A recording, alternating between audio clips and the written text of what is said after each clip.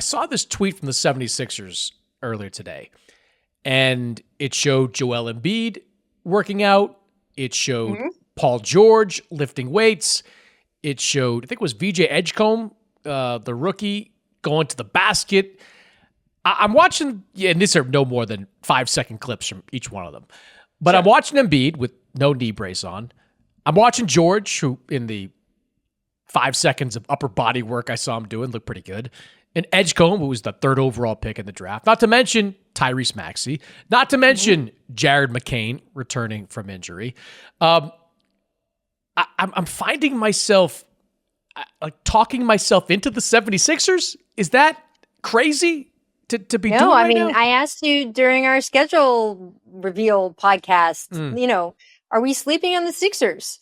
I also want to know if we're sleeping a little bit on the Celtics. I'm not saying they're getting to the finals. I just feel like you got to respect the team led by Jaylen Brown. But let's get back to Philadelphia. I mean, look, when they were assembled last summer, and I don't mean this past summer, I mean the summer before that, we all thought they would be competing to come out of the East. There's nothing to say that's not possible. That's certainly the ceiling this year, being in the NBA finals, and then it's anyone's game. We just don't know how low the floor is. We saw last season the floor was extremely low. But there's no reason why, if everything comes together, and I understand, especially with the Sixers, especially around Joel Embiid, that's a huge sentence, if everything comes together. But the truth is that if everyone is healthy, they have talent on that team, and the East is very open this year. Yeah. I feel like I'm Charlie Brown and Lucy here, where I'm getting excited about this Sixers team with incredible top talent, good coaching, Daryl Morey wheeling and dealing from behind the scenes. But I don't think that Joel Embiid is washed. Like, when he's healthy, he's still one of the most dominant players in the NBA. It's just he hasn't been able to stay healthy. I think the last time he was healthy, he was scoring more than a point a minute. Yeah, he was the MVP. That's right? crazy. That year. Yeah, it was. He's on a tear when he's healthy. I think having a full off season to recover, to get his work in, to have a low like last year, he never should have been with the Olympic team. Not based on his injury history. He should have been home, recovering, getting ready. And he never was. Like, he missed all of training camp, and that set the stage for what happened with the 76ers. Now, again, it's a 5-second clip that I'm watching on Twitter. But if he's able to go out there and move effortlessly and do the things that he's capable of doing, no reason to believe he can't be an MVP candidate this year. Tyrese Maxey is an all-NBA candidate. Like, he is a elite point guard. Like, he's big time. And Paul George, look, he was terrible last year, but he's only a year removed from that 74-game season where he was an all-star. So, look, if they were in the Western Conference, I'd be a lot more skeptical. But on paper, they still have the best big three of any team in the Eastern Conference. And I'm not sure it's even close. Like, who's got a better big three? Like, New York? No. The Cavs? No. Bucks have Giannis, but not much else. Like, they are top heavy in talent, and it's not like they're bare down at the bottom there. They've, I think McCain coming back is going to be big for them. That kid can play. So I'm high on Edgecombe. Yeah. I would say this. Here is my concern about Joel Embiid, and it's not physical.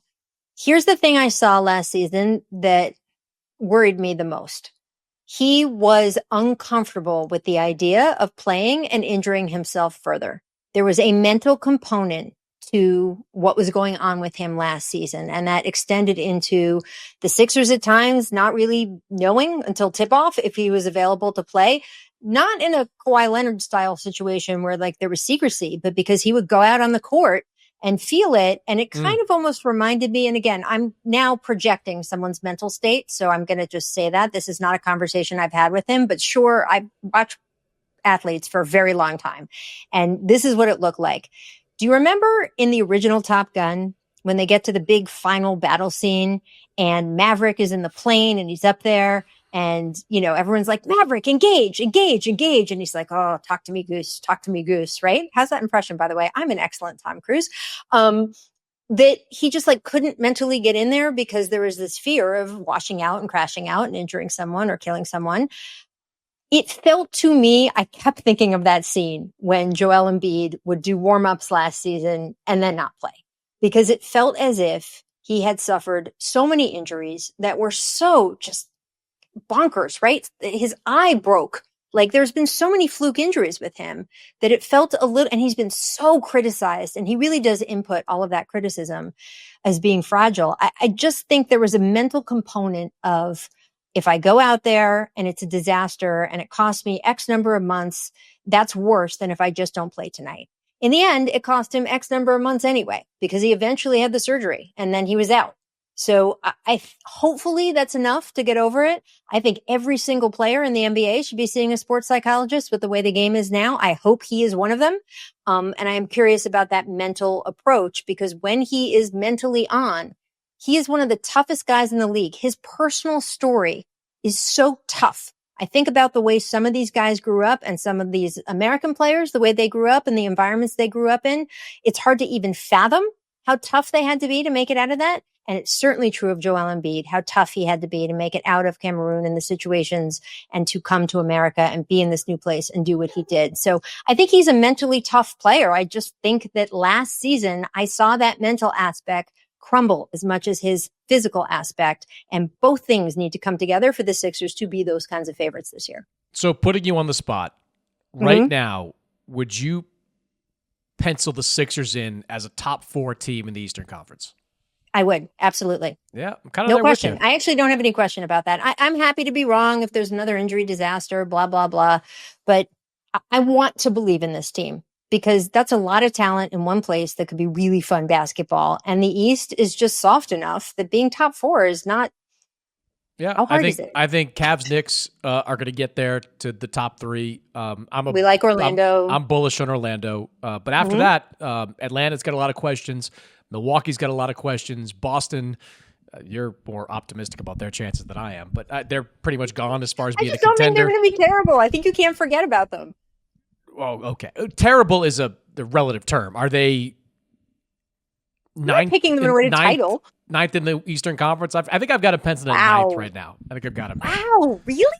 Yeah. Man. Yeah. In fact, I've got I'll give you like an early look at the Sports Illustrated NBA preview standings that are incomplete at the moment. This. Right here. I do. I've got the Celtics right now at ninth. I've got Cleveland, Orlando, New York, Philadelphia, Atlanta, Milwaukee, Detroit, Miami, and then Boston. Man. Tell me who they're better than. I'd like to know how you made the Miami argument. I'm more optimistic about Miami too. Like, I think the Norman Powell acquisition, I think, is good for them. They're still defensively challenged in the backcourt, but I like that Powell pickup. I think it's going to be good. He's a winner. I think he's a hard-nosed guy in a good locker room. He kind of fits in Heat culture right there. Anybody that goes out there after losing Paul George and in training camp saying we're going to be better, to have that kind of moxie, that's a Heat guy. That's a Riley guy. That's a Spo guy. And I think they will be better than they were last year, even with Jimmy, who didn't want to play there, is my caveat, when he didn't want to play there. And I think they're certainly better than without Jimmy once he left. And I understand the Celtics, all of the losses they had on purpose to get under the cap. And I understand the loss they had not on purpose, Jason Tatum. And I understand Al Horford being in Golden State and all the things. But I do think there is winning DNA on that team. I think Jaylen Brown, it's not an accident that he was the Eastern Conference Finals MVP, the Finals MVP, and an NBA champion. I think you are underselling him as sort of an engine to lead a team the same way in Milwaukee. Look, I'm the biggest proponent out there of Giannis staying in Milwaukee, but let's not pretend that's any less of a complete team than, or more of a complete team than the Celtics are right now. And, you know, I just... Yes, they are. Yes, they are. They are a more complete team than the Celtics are right now. Look, they are a more complete team. They're a more complete team. The Celtics right now, Namus Keita right now is the starting center for the Celtics. Chris Boucher is the starting power forward. That's one guy that wasn't even on the team last year, and one guy that barely played last year. None of this is disbelieving in Jaylen. I think Jaylen Brown's going to be like in the mix for first team All NBA. I think he's going to have like a close to 30 point per game type of season. It's just not going to be enough. It's I not going think to be you're enough. a The talent spoiled trade. Boston fan where The everything talent that trade. isn't They elite. don't even care either. They cream traded of the George crop. Niang for RJ Luis. Terrible. Is RJ Luis even going to be on the team? They traded away George Niang because they want to lose. They want to lose. They have Well, look. control of their draft pick in 2026. That's what matters to them. Come on. Sure, Come that's on, a Rachel. different story. If they are looking like they are actively trying to lose, I take it all back. And by the way, I think they'll do that more successfully. I think they'll be out of the play-in. If they want to lose, I don't think they're even getting into the plan because I think that's possible too. Not to. I'm looking at the teams behind them. Chicago, Toronto, they're trying to win something. Maybe not Chicago. I don't know what Chicago's going to do. Toronto's definitely trying to win something. They're trying to improve. I actually think Charlotte, if they don't get overwhelmed by injuries again, they could try to be a decent team. Like, I think Brandon Miller's legit. I'm a big Brandon Miller guy. And if LaMelo can find a way to stay on the court, that's who the knows? question. Con Knipple, like, can he be kind of that missing link there for them? I don't know. I just think Boston's going to really struggle. I think they're really, really going to struggle this year.